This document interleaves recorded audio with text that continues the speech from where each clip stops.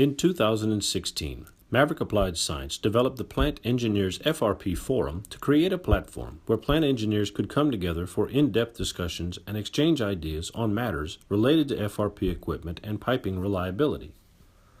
After the success of the forum in 2016, we presented the second annual Plant Engineers FRP Forum on May 10th and 11th, 2017.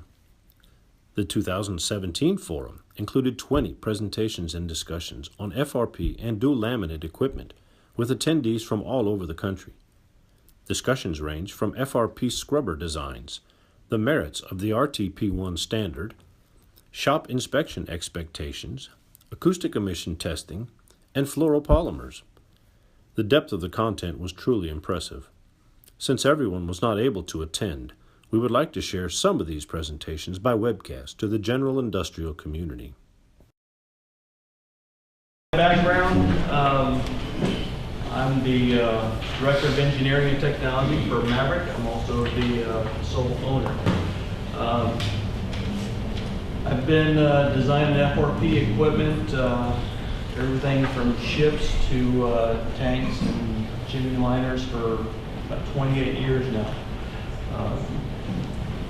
My initial background, or most recently in the industrial industry, was working for Beetle Plastics. I was part of the engineering group for Beetle Plastics, and we did a lot of piping design and some limited tank design going back into about 1990 or so. From that point to 1999, we basically they made a change and closed that engineering office. Living in Florida seems a lot better than living in Oklahoma. So that's when we started Maverick. Since that time, we've built our group to what you see today. So with all that said, we'll go ahead and get started. So this is kind of a general outline of what we're going to talk about with respect to tank design and the design report. So really what this is intended to address is those things that as an owner, when you get a tank delivered, you should have a set of calcs and drawings that you received prior to that. And so basically it's kind of a checklist of things that you should be expected to see, as well as what the documentation of that should look like.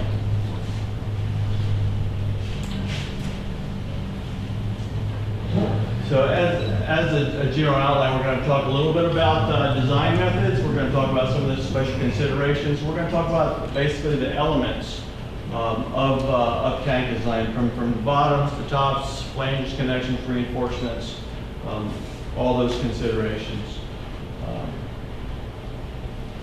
And then, finally, we're going to talk in some detail about what to expect with the design report, as well as some of the verification that we talked about. Everything from like the Barcol testing that we talked about earlier to validation of materials. One of the things that is unique about FRP, if you build a steel tank, well, you're going to the mill first. You're buying plate, maybe pipes. So they're making basically a billet of carbon steel, and all that chemistry is already done. It comes with a certificate of analysis and tells you exactly how many parts of carbon and iron and everything else is in there, chromium, magnesium, whatever it might be, and it certifies that this is what it is. And then you take that plate, and now you're going to bend it and roll it and make shells out of it, or you're going to make heads out of it. So now you're going to form it. But with FRP, you're basically taking all those elements and putting them on the mandrel all at the same time, and you're basically making the plate and the part at the same time. So you're basically developing the material properties, you're developing the surface, and you're developing the geometric composites. So you have a lot happen in one time, but at that point, you don't have a certificate of analysis saying, this is what my properties are. You don't have that until after that part's built. So we're going to talk a little bit about that as well. These are something that I preach on quite regularly, because I think that they're important. And I don't think that that they really get all the attention that they deserve. This is kind of what I call a recipe for success. It looks quite simple. It applies to every project, material independent. It's having good specifications. You know, if you go to a tank manufacturer, you need to have one that has good support. They need to have an engineering group, a qualified engineer with experience. And again, you want to have qualified manufacturers. In the FRP industry, generally manufacturers kind of fall into three groups. You have truly tank manufacturers where this is what they do. They do only tanks. You have others that are great doing pipes, and you have others that there's a handful that do both well. And generally what happens is if, you know, everybody's got to, we all got to, you know, bring home the bacon, put the food on the table. So if I'm a tanks manufacturer, oh, well, you need, you know, 1,000 foot of pipe also. Yeah, we can do that. But if you go into a pipe manufacturer, pipe shop, you'll see that's extremely different from a tank. Pipe shop has lots of stations. You'll see basically here's the winding stations, and they're making, you know, using multiple mandrels. They're pulling it off after they wind it, and they're moving it to the turning station, and they're letting it cure over here, and then boom, they go right back to it. They're making the next pipe, and it's just like an assembly line going right on out.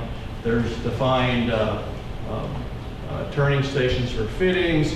You'll see them making flanges here. It's a very refined process. You'll see another area where they're set up to spool, not just on pipe jacks, but on tables where they have fittings so that they can be jigs, so you can align spools, and so everything is squared up nice. So if you go into a tank shop, they need lots of space. They're building big shelves, they're pulling the shelves off, they need room for that. It's moving to an assembly area. There's a small fitting area somewhere where they're making nozzles and things like that. But the process is much different. And the efficiency is different, and just like everything else, the things that we do on a regular basis repetitively, we do very well with a very high level of quality because we're doing the same thing over and over again.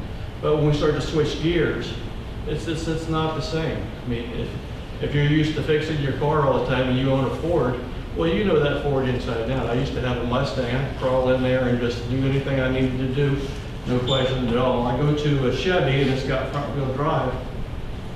I don't know where to start. I mean, first you got a computer in there that just turns everything whacked out that you're bound to screw up.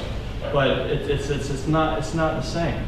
So when you're looking at manufacturers, really you need to qualify what they do. And everybody wants to work, everybody needs to work, but your job is to make sure that you have a good tank point that comes to your site. So pick those guys that make tanks, that specialize in making tanks, and you'll get the best equipment.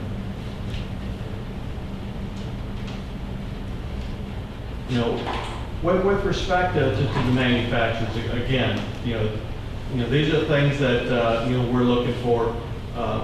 You know, again, every plant, every owner, you have your own priorities, and some of it is quality, some of it is safety.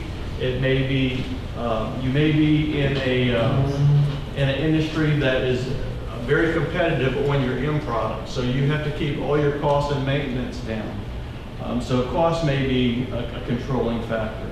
So you want to make sure that you select a vendor that has a reputation, that has priorities that are aligned with yours, whatever that may be. The best guy in the industry that makes the most beautiful tank and the most reliable tank that lasts for 30 years. If your primary concern is cost, you're probably not going to be able to afford that guy. You're not going to want to afford that guy. So you don't even need to have that guy on your vendor list. Get those that match your priorities. And what I sort of generally recommend, and if your priorities are solely quality and performance, well, you want to stay in that top realm. What I find in general, most manufacturers or most end users, I'll say, they're kind of in the middle. So really what you're looking for is value. You're looking for guys that want to do a good job for a fair price. So you're looking for basically people who you can trust, who you can count on. When you talk to them, you feel good about what they're saying. They explain things thoroughly, and when you walk away, you're not thinking, well, I don't really know understand what he told me, but that's not really a good reason to buy stuff or have people on your vendor list. So you want to think about that as well. And we just actually talking about requalifying vendors. One of the things that we start is expectations. When you're buying a tank, and I'm not really going to talk so much about buying, but designing, but we need to define what the chemical service is.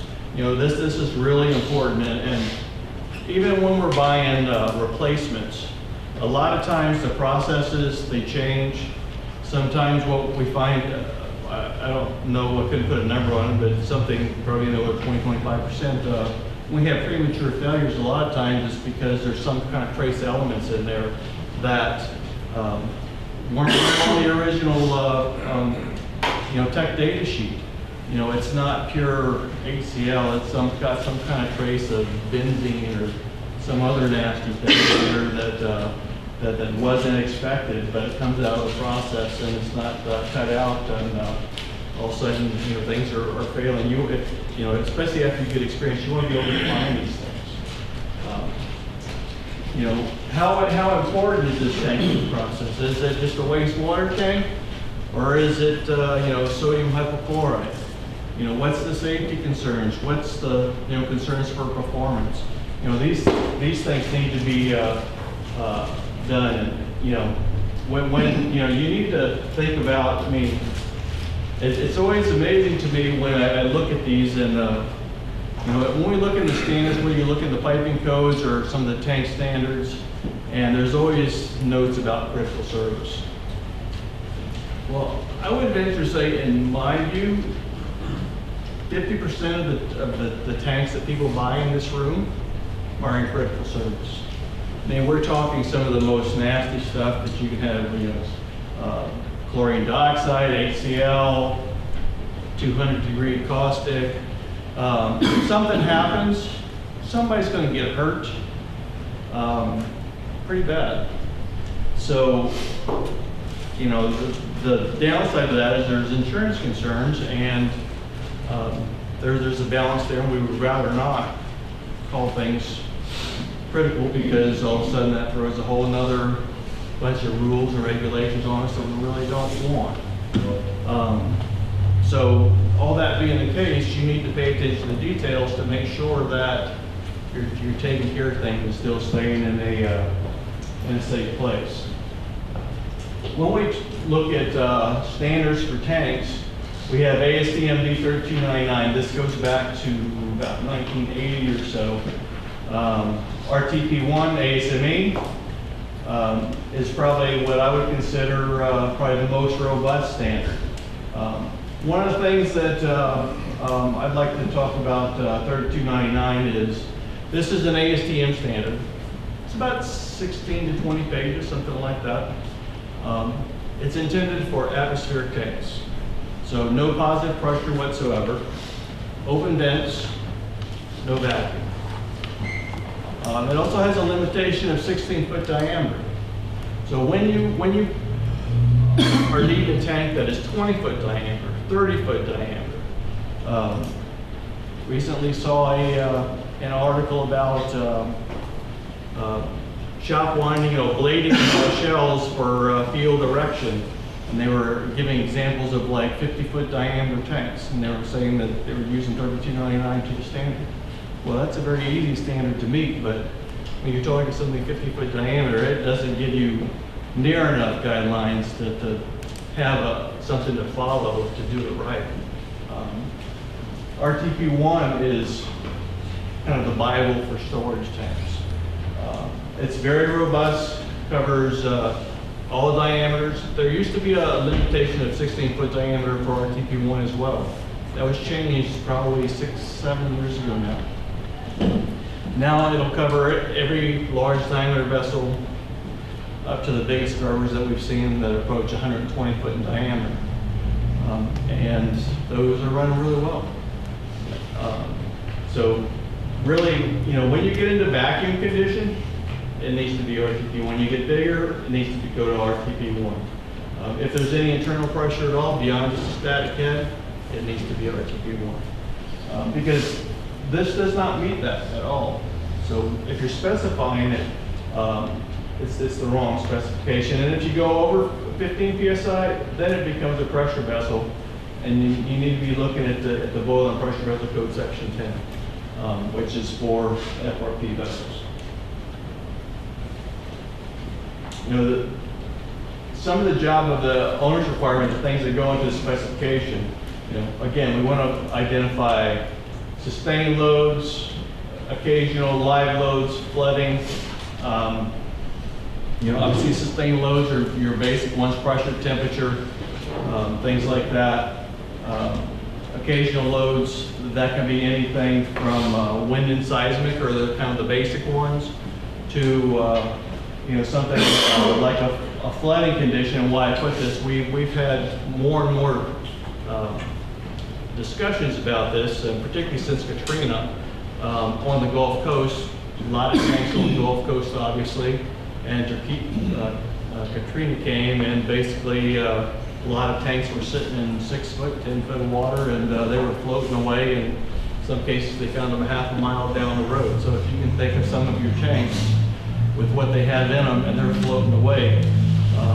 What happens is basically, it wants to lift up. It's just a big port. I mean, when you flood a containment area like that, so it wants to lift up. It's pulling on those anchor lugs, and that bottom is one part. It's just basically a membrane sitting on the concrete is the intention. All of a sudden you flood it, and now you have this internal pressure or external pressure that's pushing up from the bottom.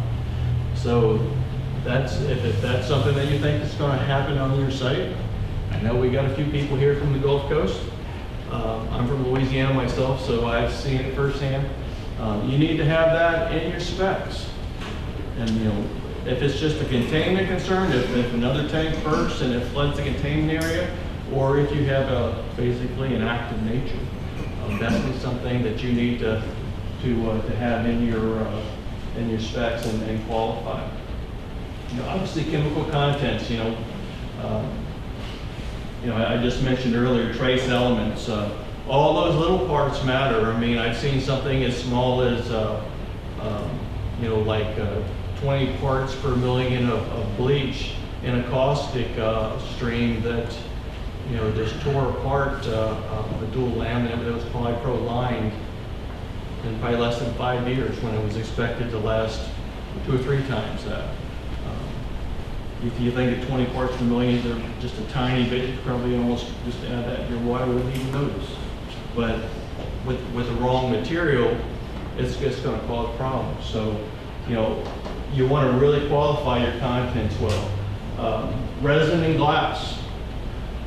We were pretty good about specifying a resin. We'll say, we want, this brand,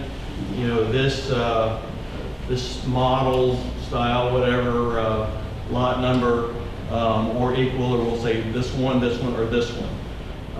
But when it comes to glass, we don't really do that. We just say, give me E-glass. Maybe give me ECR. Well, we know, particularly in acid service, there's a big difference between ECR and E-glass, and ECR performs quite a bit better, substantially better. Also, if you look at the manufacturers, there are at least 3 manufacturers I know that do ECR glass.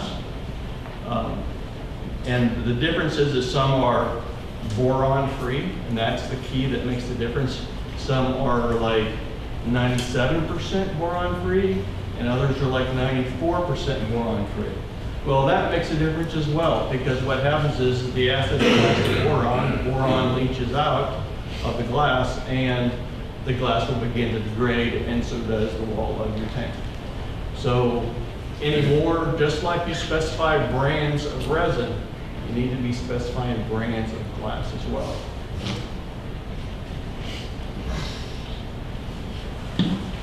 You know, we need to define the standard, just like we talked about before. Is 3299 suitable? Does it need to go to RTP1? And then level of inspection, there's 3 levels. I've seen some specs that had level 3 inspection. So level 1, if we're just talking about corrosion barriers, it's near perfection. It means that there's very few bubbles, little to none, depending on what code you're using. It may be 0, it may be 2 bubbles less than a 1/16 of an inch or 32nd of an inch per square inch or something like that. Level 2, number goes from say 2 to 5. Level 3, you might not as well have a specification if you say level 3 because it's going to be crap. Let's just keep it simple. Level 3 is not worth buying unless you're just storing, just potable water or something that's, you don't care if it leaks or not. If you get a little bit dripping on the ground, it's not a big deal. Level 3 is not worth specifying. So, you need to kind of understand that. What we see a lot of times is owners will specify level 1 corrosion barriers, and they'll give a little bit of forgiveness, and they'll say level 2 structures. The structure is going to be well consolidated. If there's a few bubbles in there, it's continuous glass lining usually, and it's still going to take care of you if you give them a little bit of forgiveness. They'll appreciate that. If everything is level 1, you're going to get a really nice tank. It's going to have a lot of repairs on the inside, maybe on the outside. It's going to take a little bit longer. If that's your priority, it's important to put more attention to selecting your vendors, because you can't just throw that on any vendor. So you could, if it's a priority, you can get it, but you need to think about the process a little bit more. Going on to actual design. So this is part of chapter 3 in RTP1. And they have, chapter 3 is broken into 2 parts, part A and part B. First part is design by rule. So this is basically, and you don't have to be able to read this, I just kind of cut this out, and maybe you can read a little bit, but it tells you for internal pressure, use this equation. This is a head specification, and it says, here's the equation. Knuckle reinforcements need to be this long. Here's the equation, and so on. It's kind of like a cookbook. So if you have a standard tank, very typical diameter, proportionate on the height, you can follow the rules pretty well, and it'll keep you control. This is for a storage tank.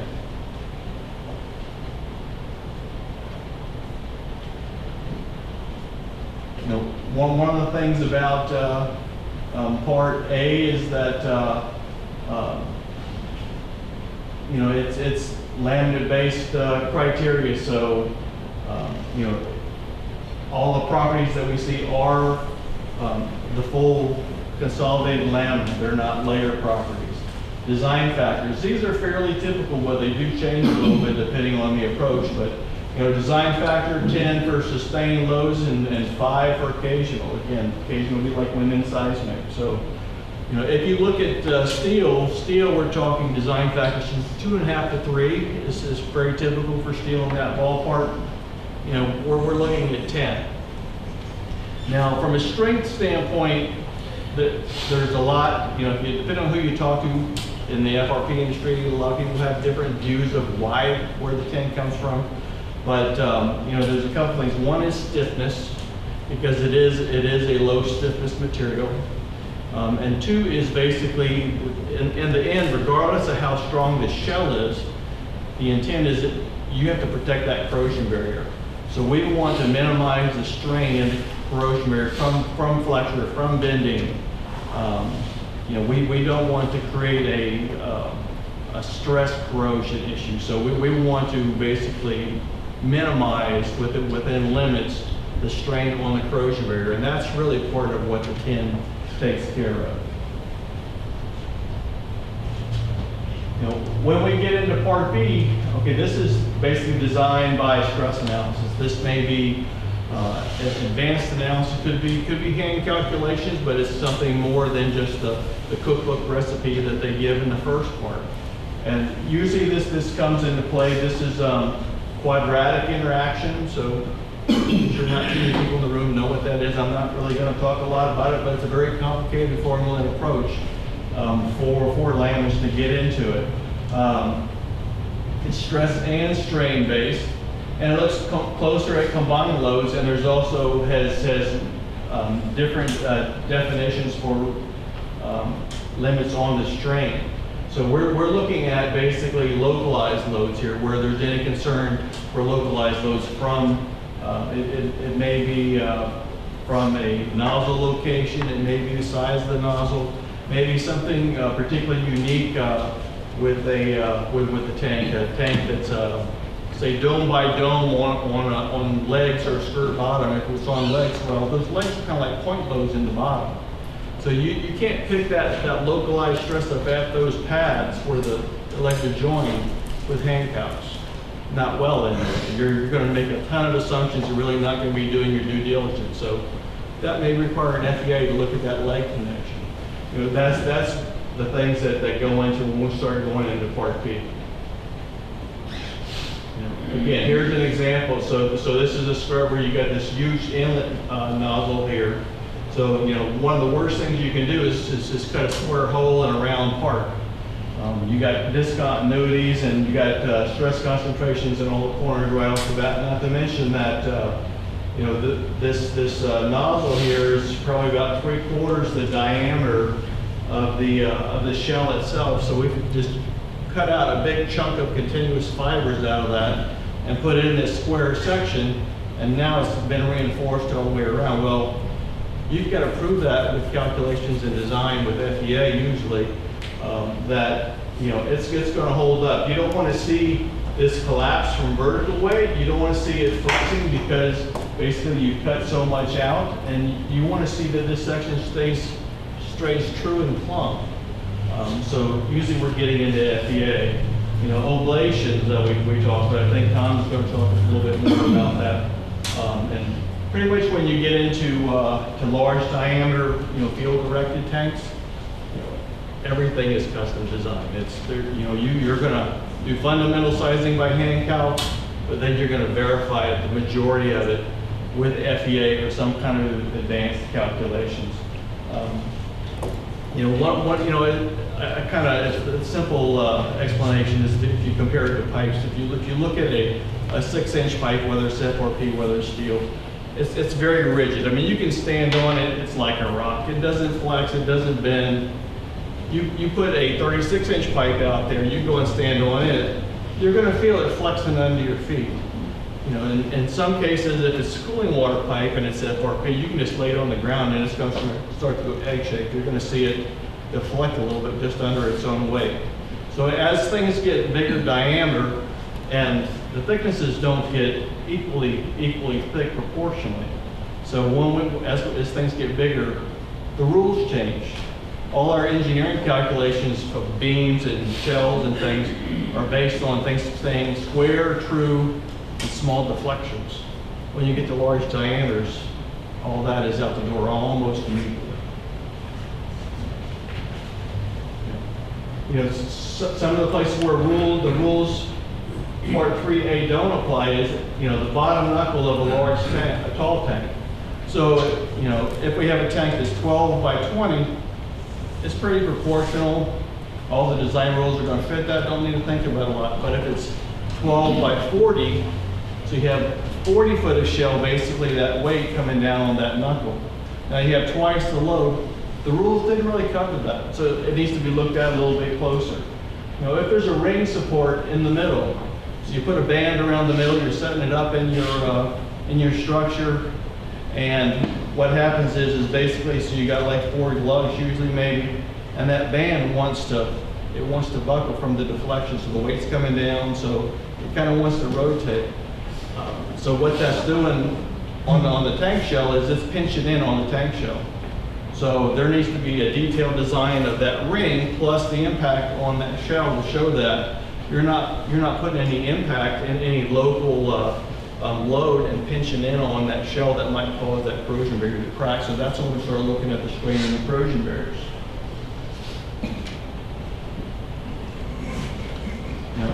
if we look at the standards, you know, again, we're designing for pressure when we're talking about shells, vacuum, wind and seismic. You know, this is very typical equation, not material specific. If you look at steel, you'll find equations very similar to this. It may be rearranged a little bit, but basically, you know, PD over 2T, very typical hoop stress. You know, some of the things fall back to just basic engineering mechanics. You know, when we're looking at bottom knuckles, and we'll call these hard knuckles here. You know, RTP1 defines these with details, and you've seen these a few times before. And you know, so here's one that basically you have a loose bottom here, so they have a molded bottom here, and the shell was wound separately. Now they're joining it together. You see an internal seal weld, and then there's a knuckle reinforcement that comes all the way down flush with the bottom. Here's another one that where we're basically, you know, the mold is done separately. It's put on the mandrel, and now they're coming over. They're over-winding on the mandrel. You still have this connection here where you have a bit of a seam, so we have an internal seal weld there. All these are good. You just need to understand how, you know, what kind of tank are you getting? How is your manufacturer doing this? You need to look at this and understand what to expect. When you go in the shop, you know, you need to look at this to make sure that, okay, what they put on their drawings, that's how they're actually building it. We've seen a number of times when drawings show one construction, we get in there and something totally different. It's not necessarily wrong, but it's not what you said you were going to do. Or you'll see the bottom's got a hole in it because the shaft's sticking through. Where was that on the drawing? Where's the detail for the patch that fills that hole? All that needs to be there. That's how they intend to build it, just like everything else. Drawings need to show that. And that's something that's frequently overlooked, because we're looking at assuming that their ideal details, this is what the bottom's going to look like, and everybody forgot that we're going to cut a hole in it right off the bat. We're going to talk about large diameter tanks quite a bit more, but here's typically this would be what we call a flexible bottom knuckle. This is for large diameter tanks generally and other specialty things. So the shell is very heavy, so we want to basically have load transfer direct into the shell. So here's the bottom. One of the biggest things with these is basically you have a film wound shell that's high hoop wound. And then you have, usually the bottoms might be hand layup material, type 2, matte woven roving. So, you know, the coefficient of thermal expansion of the shell, it's like 75% winding maybe, or something approaching that. Well, its coefficient of thermal expansion might be, say, 10 to the minus, I guess 10 to the minus 6, we'll say. Well, the bottom is hand layup. It's going to be 60% resin versus the shell being, say, 35 or 40% resin.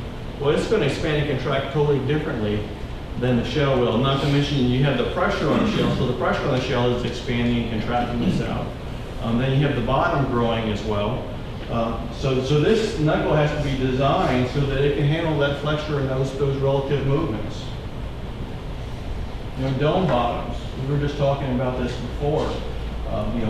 You know, this is an example. This is a skirt bottom, but it could be a leg as well. You know, so you basically got your shell, you got your head forming down here, and you know, it's basically supported right at the perimeter here. Well, that makes a local stress right here. This needs to be evaluated. And so you should be seeing a calculation for this when you get your design report. Again, for each one of these parts, it should be saying design in accordance with detail 4-2B, or there should be a calculation saying, okay, here's the proof that this skirt is designed right. That's kind of the point that we get to. There's a number of options for heads, and there's a different calculation for elliptical heads versus towards spherical heads, or some call them ASME heads. Obviously, flat heads is something totally different again, and same thing. There should be a different calculation for these.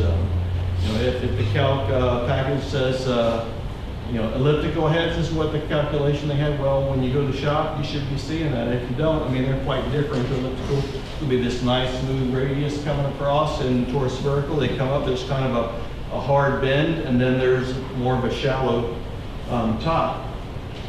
Anytime that you have any kind of external structures on top, whether it's platforms just for like personnel access, or whether it's an agitator or something like that, anything out of the ordinary, if you're doing something different, well, that's going to be considered. I mean, engineering is supposed to be the proof that's going to work, so we need to be looking at all the concerns. Nozzles. So we have flush mounted, where you have these here like this, where it terminates right at the shell, or penetrating. Generally, you'll see penetrating shells mostly on smaller diameters, because it's hard to get an internal seal weld like you see here on a 3-inch nozzle. To get a roller in there and get it down nice and flush and smooth is kind of tough. So usually under, say, 6 inches, we'll see penetrating nozzles. Usually over 6, we'll see that. And there are different reasons why we might do penetrating bigger than that. For a dip tube or different things like that, but generally that's the case. One thing I wanted to mention is, if you look here, we've got different repads here. So here's just a flat kind of like a doubler plate, so it's just like a donut attached to the shell. And then we have our connection weld on top of that, where we're tying in the nozzle. If you look at over here, we've actually got the tying in first, and then we've got the repad coming over that, and then it's actually running up on the neck. If you expect to have external loads on your tank, if you put just an axial load on that, basically, if I'm looking at this, that connection is the only reinforcement that I'm really evaluating.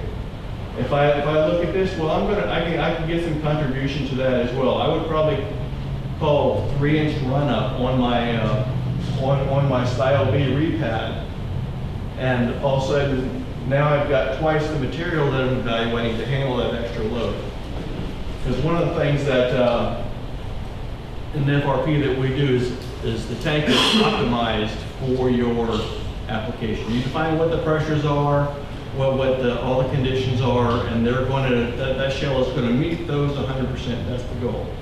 But there's not going to be a lot of fat in there. I mean, a good designer is probably going to bring that to 95 to 98% of the allowable, because it meets the requirements. But there's not a lot of fat in it, because my boss can't afford that. He's not going to be looking happy at me if I design it and there's 25 to 30% extra thickness in there that I don't really need. And how do you justify that? So if you're putting external loads on there, well, that shell's not designed for that unless you evaluate it for that. And that's where looking at the reinforcements come in. Rib stiffeners, usually the biggest reason is, in this case, this is an open top. But also, if there's external loads, if you have vacuum conditions, shells generally are, designed to optimize for internal pressure. And if you got a vacuum condition, then that's where we start to add ribs. And that's how we get the material efficiency, so that you get a affordable tank. One of the things that I'll mention is body flanges. A lot of times you'll see body flanges, and they're an inch thick, couple inches thick even. Well, that's not the same as a 6 or an 8-inch rib. Body flanges generally are not considered stiffeners. If you just do a calculation for moment of inertia for the stiffness of a rib versus a body flange is not going to meet it. So, unless they show you a calculation that says it will, don't buy it. Hold down lugs. There's a number of different options depending on the size of the tank and the manufacturer. They can do it different ways. Here's an example where you see them. These are hand laminated on. It's fine. There's a calculation that looks at that. Another one here is basically an integrally wound on load shoulder, where you see basically the anchor dogs put on around that, and that's equally suitable. There's not a right and wrong. It's show me a cow. That's really the message. And the biggest concern with this is that we talked about earlier is buoyancy, and then wind and seismic. So you got wind load. It's one to tip that over. We're looking at it in an empty condition, so we're looking at it so that the inertia of the contents isn't helping it. So we're looking at empty, and we're not looking at the friction on the bottom of the tank either. We just want to see that the hold down loads are going to do the job by themselves. Design in accordance with RTP1 and no span. We're going to talk about this some later, but if you're going here, if you're specifying that, do they understand, what RTP1 is? If you're not getting it stamped, is there a professional engineer that's doing the calculations? Is he going to stamp the tank? And what's his qualifications? How do you verify the material properties? The design report.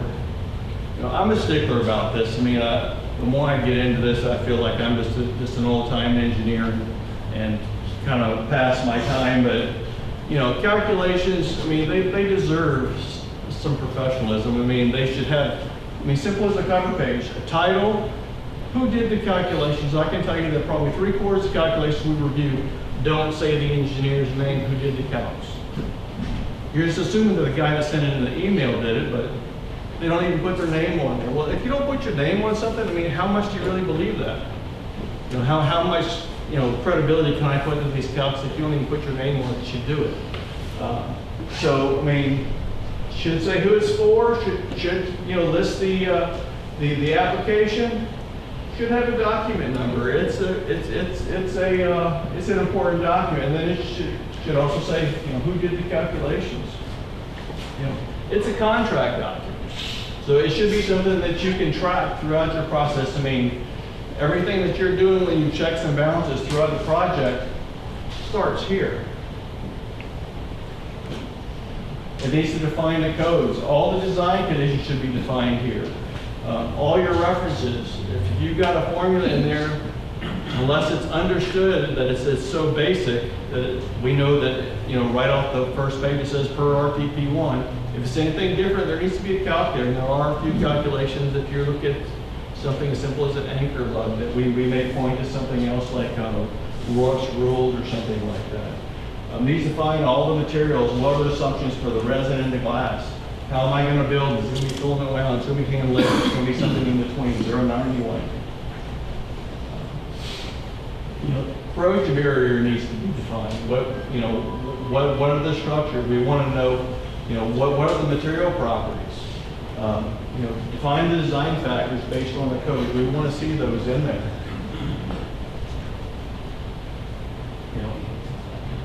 One of the big things is assumptions.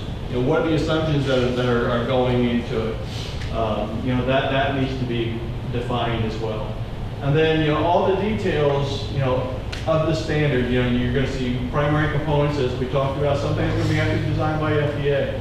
And for each part of the tank, you want to see a calculation for it or something pointing to a standard design detail.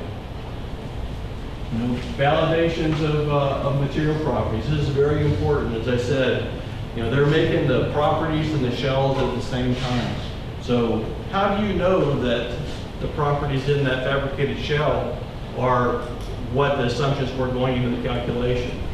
Well, usually you got a manway in that's big enough, and you can take that manway, send it to a shop, and then you can actually do tensile tests and things like that and verify it. Otherwise, you really don't know what you have. Again, set the expectations. This needs to be defined, and your specification, in your kickoff meeting. You need to, talk about what we expect to receive and how this job is going to be run. And in the end, it's always about the details. And the FRP is no different than steel. It's not, maybe a little bit more. Thank you.